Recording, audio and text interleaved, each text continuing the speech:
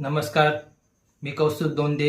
नाशिक न्यूजमध्ये आपलं सर्वांचं स्वागत आहे. आजच्या ताज्या घडामोडी. भारतीय प्रवाशांनी भरलेली बस नेपाळमध्ये नदीत कोसळली. बसमधील 14 जणांना जलसमाधी मिळाली. घटनास्थळी मदत पथके काम करत आहे.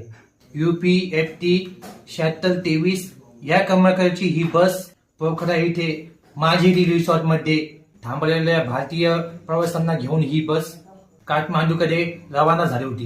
ही संपूर्ण बस नदीत कोसळून खूप मोठा अपघात आणि खूप मोठी प्राणहानी झाली आहे. नेपाळमधील तनहुन जिल्ह्यातील नदीत कोसळल्याची भीषण अपघात झाला आहे. 5 मिनिटं उभं राहून त्या सर्वांसाठी दुआ करू. देवा काळजी रे माझ्या देवा काळजी रे, देवा काळजी रे.